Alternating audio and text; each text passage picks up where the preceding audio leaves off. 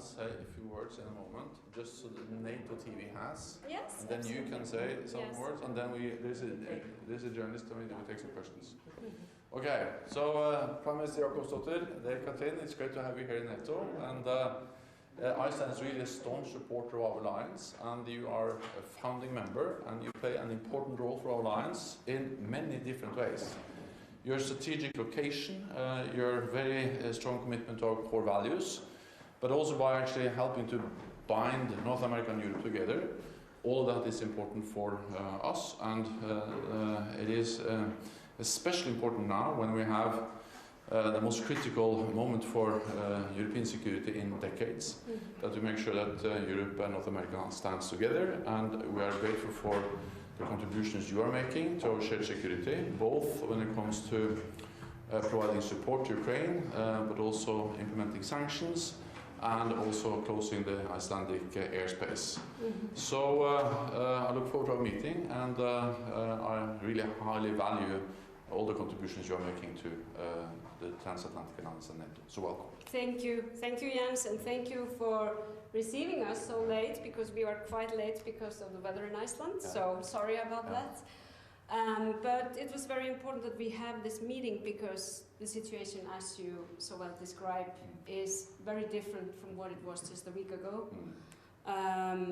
The Icelandic government has condemned this invasion in Ukraine in the strongest possible terms, and actually the Icelandic parliament is in complete unity in that condemnation. So what we have been doing, we actually doubled our humanitarian support today, and as you said, we have been aligned with EU and NATO in sanctions and other things that we can do to show our support with the Ukrainian people. Because first and foremost, it is the civilians, the men, women and children who suffer when we see a military aggression of this kind. Okay, we have thank you. Questions. Then you can take, but I think they can turn off. Okay. No. Oh, we continue. Okay. Yes. Please, you take a question. Yes, Secretary General, thank you so much for having us here. My name is Jakobsdóttir from the National Broadcasting Service of Iceland. Yeah. Why do you think Iceland is important for NATO? Iceland is important for NATO for many reasons. The strategic location in the Atlantic is important because it actually is a vital bridge between North America and Europe. It helps us with maritime patrol activities in the North Atlantic, extremely important for the whole alliance. We have NATO planes keeping the skies over Iceland and the North Atlantic safe, based in Iceland. And then we also, of course, appreciate very much what Iceland does when it comes to some very important issue for our alliance: human security, the link and the relationship between climate change and security, and of course also what Iceland is doing now in response to the horrendous, brutal invasion by Russia on independent sovereign nation Ukraine.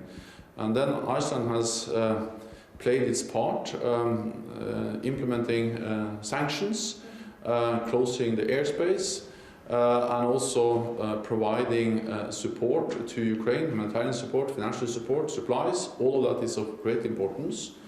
And then I also clearly state that the very strong political message for Iceland is demonstrating unity of the whole alliance in condemning the invasion and the brutal attack on Ukraine. I think it's safe to say that NATO is more united than ever. What do you think it says about the alliance that we need an invasion for another country to, make the alliance so united?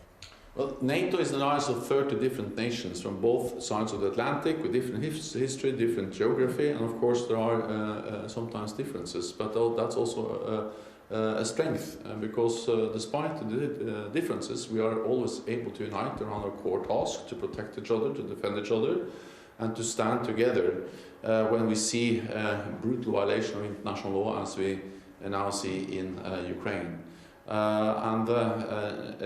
What we have done over the last weeks and months is to significantly increase our presence in the eastern part of the alliance, in the Baltic countries, in Romania, in Poland, We have increased the readiness of the NATO response force. We have activated the NATO defense band, so we can more easily move troops throughout Europe and also further reinforce our presence in the east.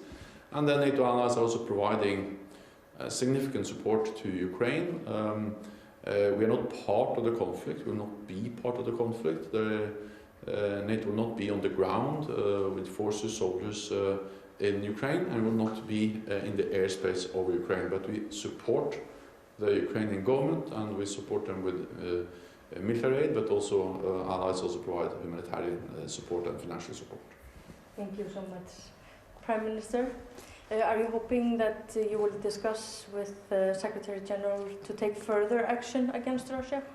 I think we are going to evaluate really the change that this might have on the future of NATO, the strategic plans of NATO, because obviously this invasion has really changed the security situation in Europe in a very drastic way. So I think we are going to talk really about the effects of these events in Ukraine on the alliance.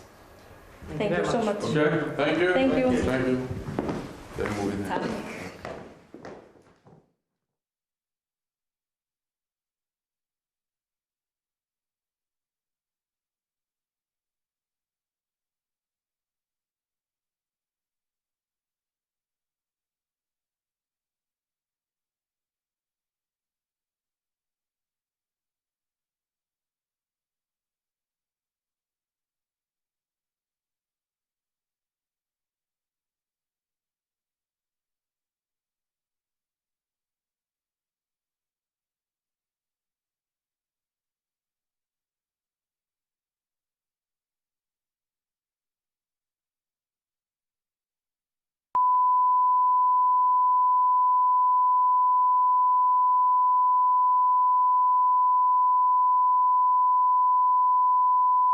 This is Channel 1, the English translation.